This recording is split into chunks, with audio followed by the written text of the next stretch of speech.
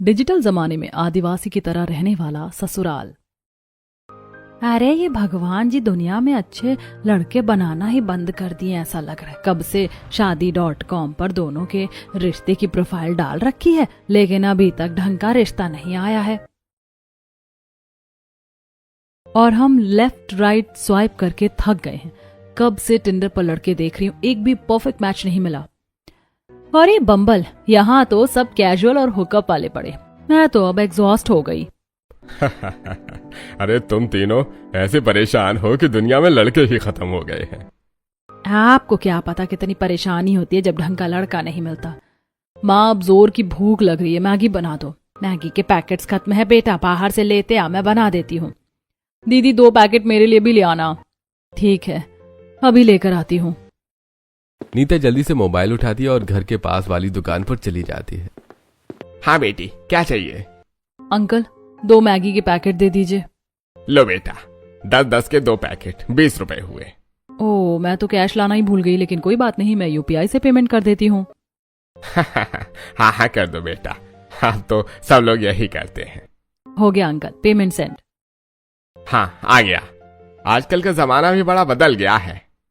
Nita Maggi लेकर घर लौट आती है। माँ ले आई मैगी और पेमेंट भी ऑनलाइन कर दिया। अच्छा किया, अब तो कैश रखने की जरूरत ही कहाँ पड़ती है। इसी तरह उनके घर में हर चीज डिजिटल तरीके से होती थी। समय बीतता गया। एक दिन नीता और काव्या को शॉपिंग करनी थी। दीदी मेरी पुरानी हील बिल्कुल घिस गई है, अब तो नई लेनी पड़ेगी। और मुझे भी एक नई ड्रेस चाहिए, अगले हफ्ते पार्टी है। लेकिन कैश तो है ही नहीं, लगता है एटीएम जाना पड़ेगा। अरे एटीएम जाने की क्या जरूरत है, मॉल में सब जगह कार्ड मशीन होती है, डेबिट कार्ड स्वाइप कर देना। सही कहा माँ, फिर तो कोई टेंशन ही नहीं। चलो दीदी मॉल चलते हैं। दोनों बहनें मॉल पहुंचती हैं। मैडम आपको कैसी हील चाहिए? कुछ स्टाइलिश दिखाइए जो पार्टी में भी अच्छी लगे। ये देखिए, अभी नया डिजाइन आया है। वाह, यही ठीक है। ये ड्रेस कितने की है? मैडम ये 4000 की है, लेकिन आप पर बहुत अच्छी लगेगी। ठीक है, पैक कर दीजिए। पेमेंट कैश या कार्ड? कार्ड स्वाइप कर दीजिए। इस तरह उनके घर में सब कुछ डिजिटल तरीके से चल रहा था। लेकिन उसी समय शहर से बहुत दूर जंगल के पास एक अलग दुनिया थी। जंगल के बीचों बीच भावेश और चित्रा का घर था। वहां न बिजली का ज्यादा सुविधा थी और न आधुनिक मशीनें, न फ्रिज, न वॉशिंग मशीन, न कूलर। आज उनके घर लड़के के लिए रिश्ता देखने वाले लोग आने वाले थे। अब नीरज और बबलू के लिए लड़की वाले आने वाले। सब लोग घर साफ कर लो। हाँ भाई जल्दी करो, सब अच्छा होना चाहिए। थोड़ी देर बाद लड़की वाले पहुंच जाते हैं। नमस्ते, हम लोग शहर से आए हैं। नमस्ते, आइए बैठिए। आपका घर जंगल के बीच में है, काफी अलग माहौल है। हमें प्रकृति के बीच रहना पसंद है। सब लोग बैठकर बात करने लगते हैं। चित्रा चाय लेकर आती है। लीजिए, चाय पीजिए। अचानक कप हाथ से हिल जाता है और चाय माधवी के कपड़ों पर गिर जाती है। अरे माफ कीजिए, आप अंदर जाकर कपड़ा धो लीजिए। माधवी अंदर जाती है और जैसे ही घर के अंदर देखती है तो हैरान रह जाती है। अरे यहाँ तो कुछ भी नहीं है, न एसी, न कूलर, न फ्रिज, न वॉशिंग मशीन। तभी वो रसोई की तरफ देखती है। वहां राधा खड़ी होती है और हाथ में पूरा सेब लेकर बिना काटे ऐसे ही खा रही होती है। हे भगवान, ये लोग तो पूरे आदिवासी हैं। माधवी तुरंत बाहर आती है। देखिए, हमें रिश्ता मंजूर नहीं है। हमारे यहाँ थोड़ा आधुनिक माहौल है, आपकी जिंदगी बहुत अलग है। हाँ, हमें माफ कीजिए। इतना कहकर वो लोग वहां से चले जाते हैं। अरे अचानक क्या हो गया? अरे समझ नहीं आया। इसी तरह बिचौलिया एक के बाद एक कई रिश्ते लेकर आता रहा। अरे इस बार बहुत अच्छा रिश्ता है, शहर के लोग हैं, जरूर मान जाएंगे। लेकिन हर बार कुछ न कुछ ऐसी घटना हो जाती कि रिश्ता टूट जाता। एक दिन फिर लड़के वाले आते हैं। सब बैठे थे, तभी नीरज जंगल से लकड़ी काट कर आता है। अरे आज जंगल से लकड़ी काट कर आया हूं, बहुत भूख लगी है। अब बिना हाथ मुंह धोए, बिना आगे पीछे देखे सीधा फ्रिज की जगह रखी टोकरी से कच्चा टमाटर उठाकर खाने लगता है। ये क्या तरीका है? ये देखकर लड़की वालों का मुंह बन जाता है और वो रिश्ता कैंसिल करके चले जाते हैं। अगले दिन फिर लड़की वाले आते हैं और आगे पीछे बिना देखे लड़कों की वही कहानी रहती है। खाने के समय जब सब डाइनिंग टेबल पर बैठकर खाना खा रहे होते हैं, तभी बबलू शिकार लेकर आता है। आज जंगल में शिकार मिला। वो कच्चा मांस लाकर वैसे ही खाने लगता है। अरे ये तो बहुत अजीब लोग हैं। इसी तरह रिश्ता टूटता गया। समय बीतता गया और आखिरकार बिचौलिया भी थक गया। अरे भाई भावेश जी, मैं बहुत कोशिश कर चुका हूँ, लेकिन अब मैं आपके बेटों के लिए लड़की नहीं बता पाऊंगा। अरे लेकिन क्यों भाई? अरे देखिए, आजकल का जमाना मॉडर्न हो गया है, लोग डिजिटल तरीके से जीते हैं, लेकिन आप लोग अभी भी आदिवासी की जिंदगी जी रहे हैं। जब तक आप थोड़ा आधुनिक नहीं बनेंगे तब तक आपके बेटों को लड़की मिलना बहुत मुश्किल है। बिचौलिया जब ये कहकर चला गया कि जब तक वो परिवार आधुनिक नहीं बनेगा तब तक उनके बेटों की शादी होना मुश्किल है, तब पूरे घर में सन्नाटा छा गया। सब लोग एक दूसरे का चेहरा देखने लगे। अरे ये कैसी बात कहकर चला गया बिचौलिया, हम तो सालों से ऐसे ही रह रहे हैं, इसमें क्या बुराई? हमारे पूर्वजों ने भी ऐसे ही जीवन जिया है, फिर आज अचानक लोग इसे गलत क्यों मान रहे हैं?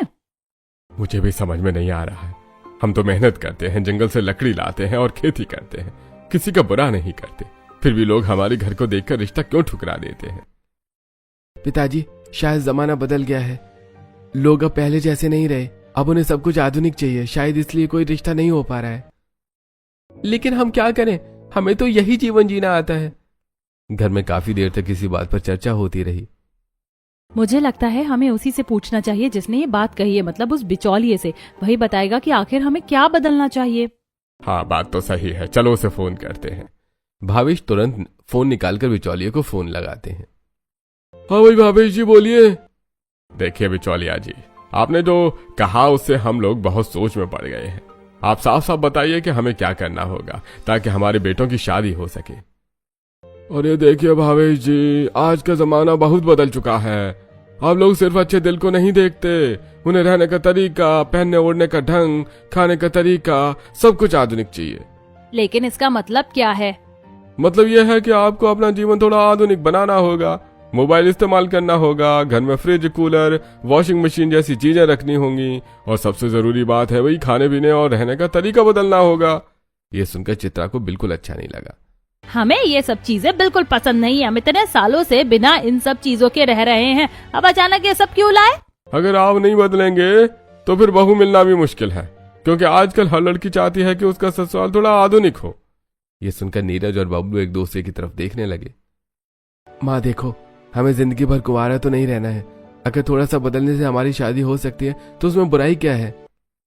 माँ, हम हमेशा के लिए नहीं बदलेंगे, बस कुछ दिनों के लिए दिखावा कर लेंगे, जब शादी हो जाएगी तब सब ठीक हो जाएगा। अच्छा, अगर तुम्हें लगता है कि इससे तुम्हारी शादी हो जाएगी तो ठीक है, लेकिन मुझे ये सब बिल्कुल अच्छा नहीं लगता। इसके बाद बिचौलियों ने पूरी योजना समझाता है। देखिए भाई, सबसे पहले आपको शहर में एक अच्छा सा किराए का घर लेना होगा जो पूरी तरह फर्निश्ड हो, उसमें फ्रिज, कूलर, वॉशिंग मशीन सब कुछ होना चाहिए। फिर आपको अच्छे कपड़े पहनने होंगे और मोबाइल का इस्तेमाल करना सीखना होगा।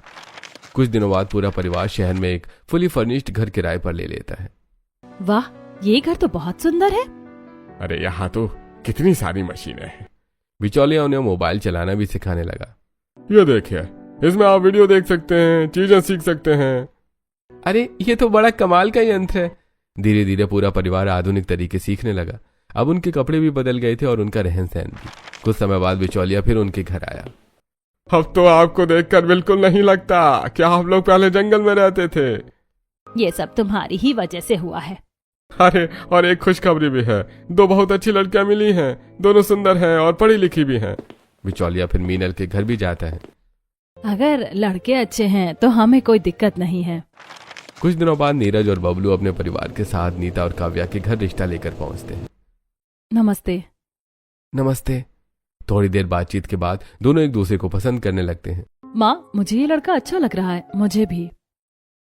अब सब लोग खाने की टेबल पर बैठते हैं। तभी नीरज और बबलू थोड़ी बहुत अपनी पुरानी आदिवासी आदतें दिखा देते हैं। ये खाना बड़ा स्वादिष्ट लग रहा है। वो थोड़ा जल्दी जल्दी और हाथ से खाने लगता है। सब लोग थोड़ा अजीब महसूस करते हैं, लेकिन कोई कुछ नहीं कहता। शायद ये थोड़े सीधे साधे हैं, इसीलिए नर्वस हो गए होंगे। अगर तुम्हें पसंद है तो हमें भी मंजूर है। कुछ दिनों बाद दोनों की धूमधाम से शादी हो जाती है। शादी के बाद जब बहुएं ससुराल आती हैं तो उनका स्वागत बड़े अजीब तरीके से होता है।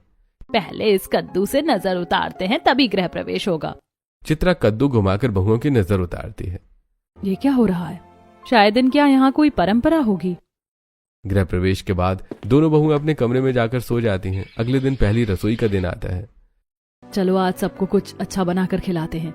हाँ, कुछ अलग बनाते हैं। दोनों मिलकर hot sizzling, pot rice, pizza और ब्राउनी बनाती हैं। जब खाना टेबल पर आता है तो पूरा परिवार हैरान रह जाता है। अरे भाई, ये कैसा खाना है? हमारे जंगल में तो ऐसा खाना कभी नहीं देखा। लेकिन दिखने में तो अच्छा लग रहा है। सब लोग खाना चखते हैं। ये थोड़ा अजीब स्वाद है। और फिर सब लोग चम्मच की जगह हाथ से ही खाना शुरू कर देते हैं। अरे, ये लोग हाथ भी नहीं धोकर आए। लेकिन वो कुछ नहीं कहती। अरे पहले हाथ तो धोकर आओ, बहुओं को पता चल गया तो क्या सोचेंगी। पूरा परिवार धीरे धीरे अपनी पुरानी आदतें छुपाने की कोशिश करता है, जबकि बहुएं अभी भी सोच रही थी कि ये सब शायद इस घर की परंपराएं हैं। शादी के बाद कुछ दिन तक सब कुछ ठीक चलता रहा। ससुराल वाले हर समय अपने आप को आधुनिक दिखाने की कोशिश करते रहे। बहुओं को भी लगने लगा कि उनका ससुराल सच में बहुत मॉडर्न है, लेकिन असलियत अभी सामने आना बाकी थी। एक दिन सुबह सुबह घर में सब लोग बैठे थे, तभी भावेश धीरे से चित्रा से बात करने लगा।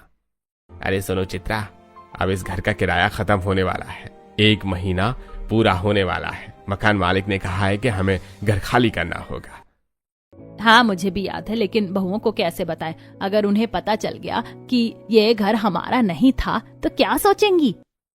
इसलिए मैं कह रहा हूँ कोई बहाना बनाना पड़ेगा। चित्रा थोड़ी देर सोचती और फिर बहुओं के कमरे में जाती है। बहुओं, जरा सुनो। जी मम्मी जी, कहिए। क्या बात है मम्मी जी? देखो बेटियों, अब शादी को लगभग 1 महीना होने वाला है। हमारे यहाँ एक परंपरा है, हमें अपने कुल देवता के दर्शन करने जाना होता है। उनका मंदिर जंगल में है। जंगल में? और आपने कहा था कि वहाँ आपका घर भी है।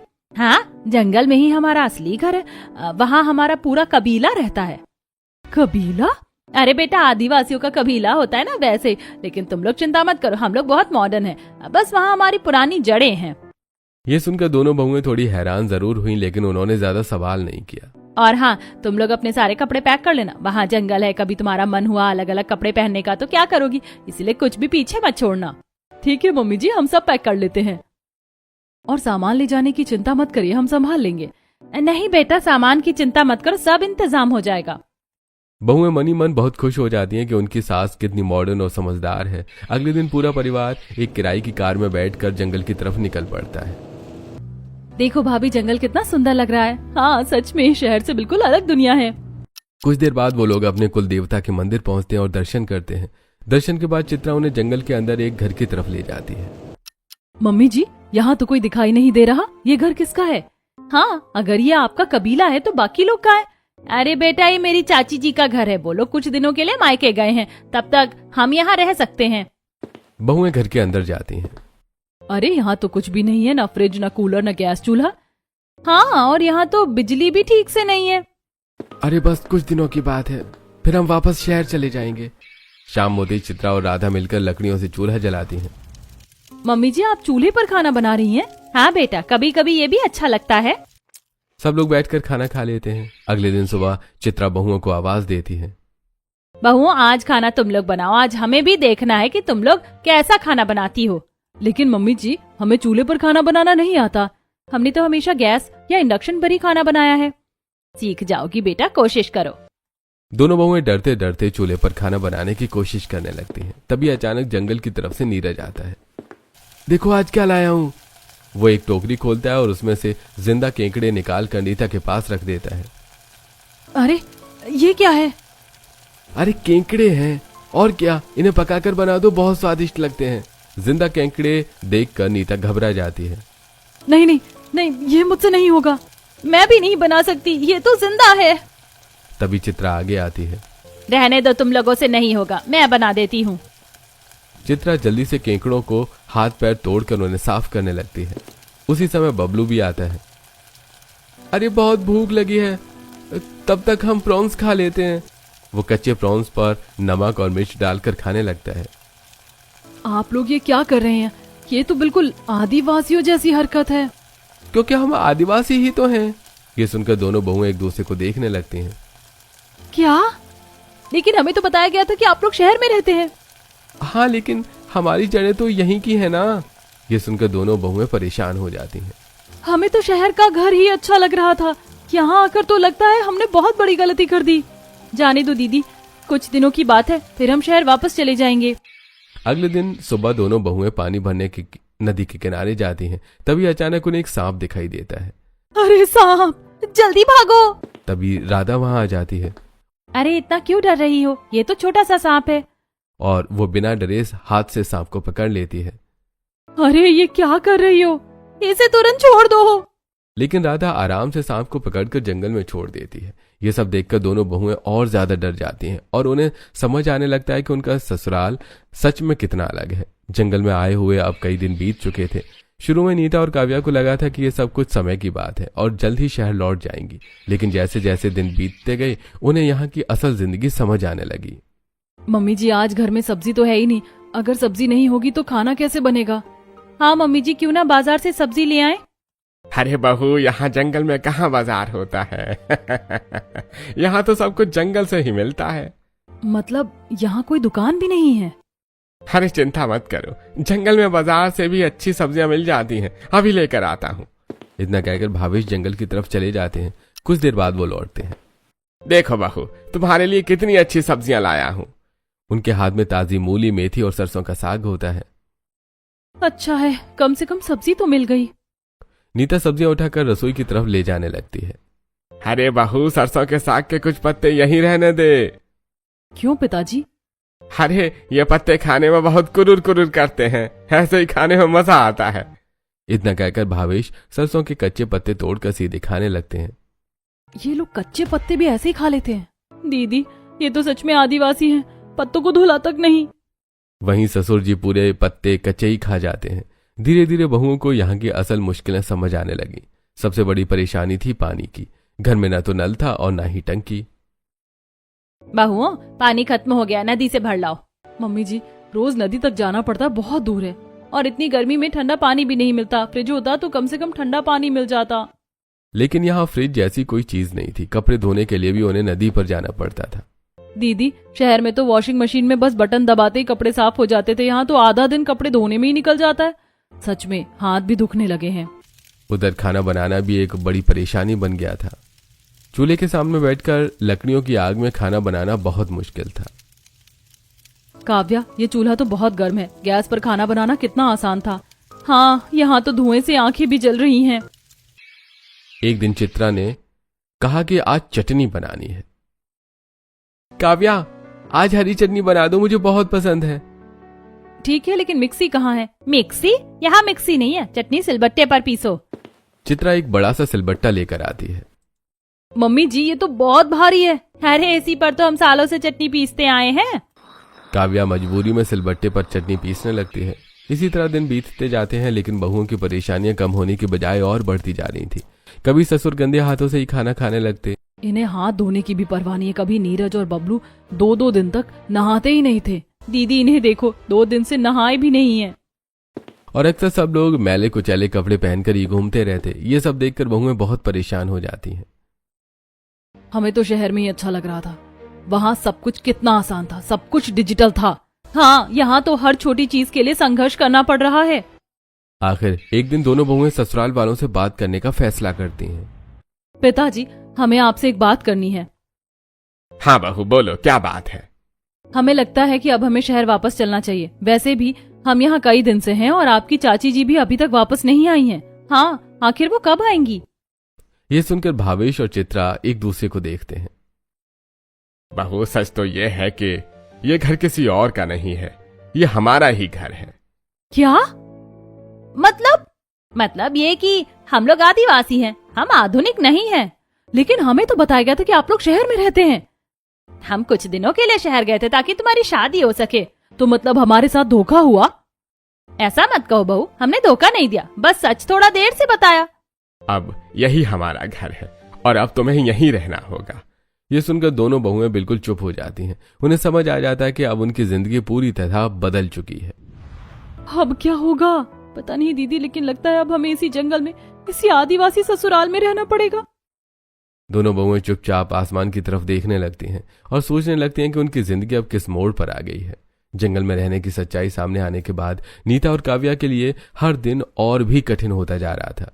अब उन्हें धीरे धीरे समझ आने लगा था कि उनका ससुराल सच में आदिवासी जीवन जीता है और अब घर वालों की आदिवासी आदतें उनके सामने खुलकर आने लगी थी। एक रात का समय था, चारों तरफ घना जंगल था, अंधेरा था, जंगल की हवा चल रही थी और घर के बाहर एक बड़ी सी आग जलाई गई थी। काव्या, बाहर ये आग क्यों जलाई है? दीदी लगता है सब लोग बाहर कुछ कर रहे हैं, चलो देखते हैं। दोनों बहुएं धीरे धीरे बाहर जाती हैं। बाहर का नजारा देखकर वो दोनों दंग रह जाती हैं। भावेश, नीरज और बबलू आग के पास खड़े थे और लकड़ियों पर मांस भून रहे थे। देखो, आज जंगल में हमें अच्छा शिकार मिला है। तभी बबलू एक बड़ा सा जानवर खींच कर लाता है। दीदी, ये क्या है? ये हिरन है, आज जंगल से शिकार करके लाए हैं। ये सुनकर दोनों बहुओं का चेहरा पीला पड़ जाता है। आप इसे यहीं काटेंगे? अरे बहू, यही तो तरीका है, जंगल में शिकार करो और ताजा मांस पकाओ।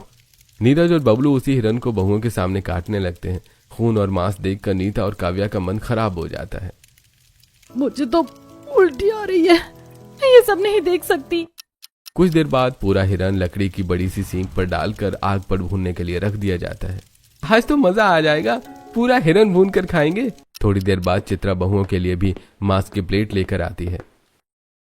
लो बहू, तुम लोग भी खाओ, इतना ताजा मांस रोज कहाँ मिलता है? नहीं मम्मी जी, हमसे नहीं खाया जाएगा, हमें तो इसकी गंध से उल्टी आ रही है। इतना कहकर दोनों बहुएं मुंह पर हाथ रखकर अंदर चली जाती हैं। अरे ये शहर वाली बहुओं के कितने नखरे, हमारे यहाँ तो बच्चे भी ऐसे मांस खा लेते हैं। अगले दिन सुबह एक और नई बात सामने आती है। नीता, अब तो मैं भी हमारी तरह रहना सीखना होगा। क्या मतलब? अब तो मैं शहर की आदतें छोड़नी होंगी और हमारे जैसे आदिवासी कपड़े पहनने होंगे।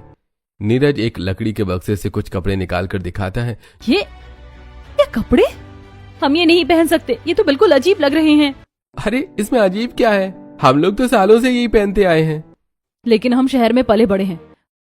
लेकिन नीरज और बबलू जब भी जंगल जाते वो आदिवासी कपड़े पहनकर ही जाते थे। धीरे धीरे आसपास के कबीले के लोग भी उन्हें देखने आने लगे।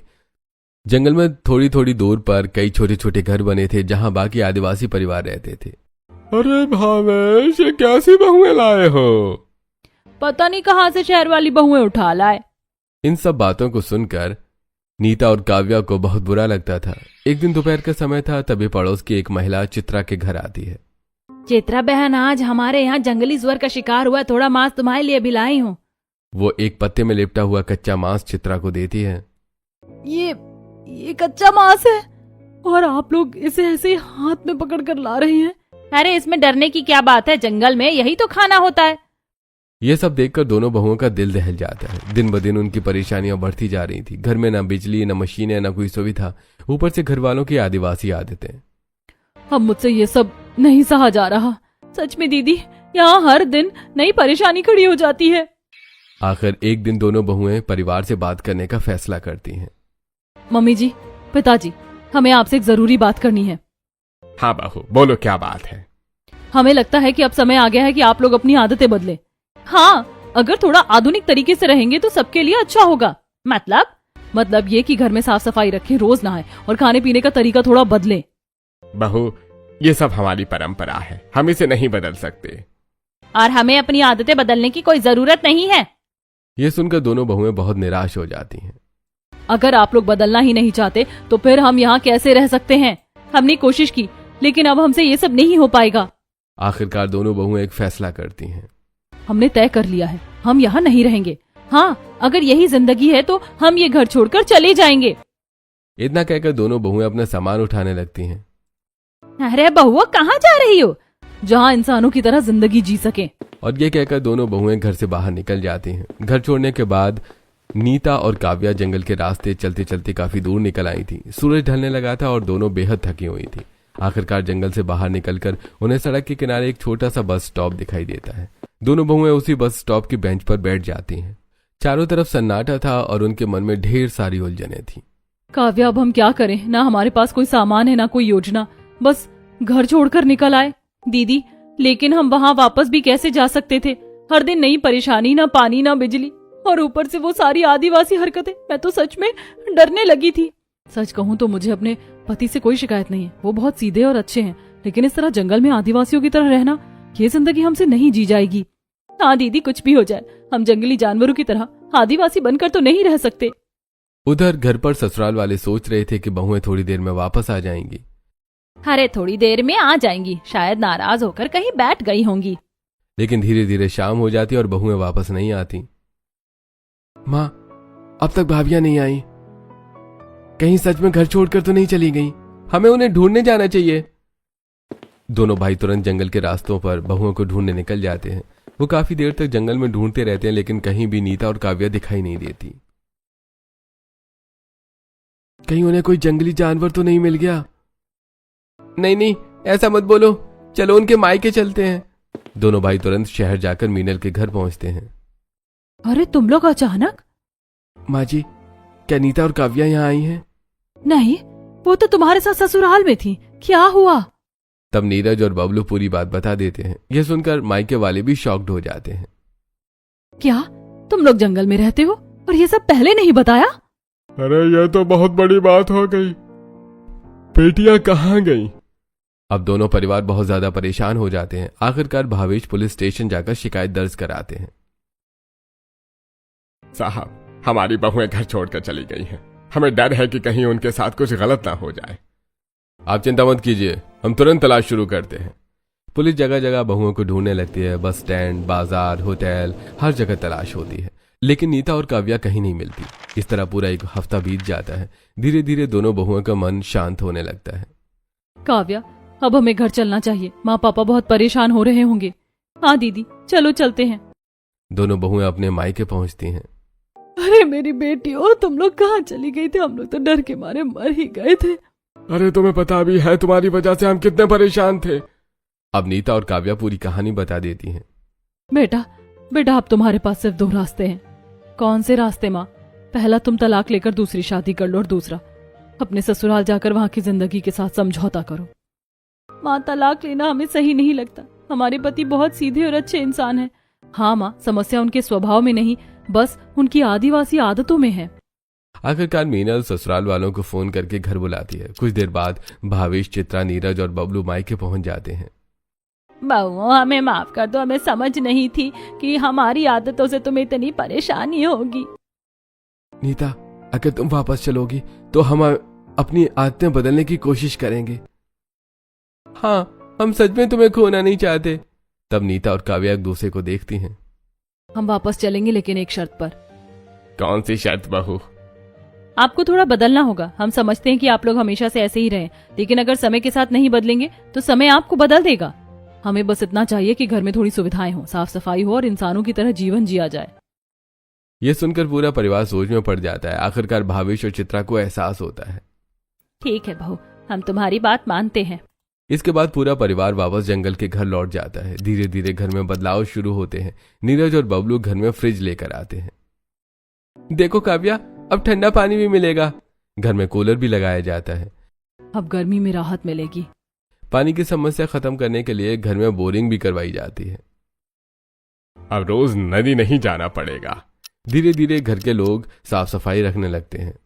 बहू, अब देखो, हम भी रोज नहा रहे हैं। भाभी देखो, अब सब कुछ ठीक हो रहा है और हमें भी अब नई नई चीज सीखना अच्छा लग रहा है। हाँ, राधा सही कह रही है।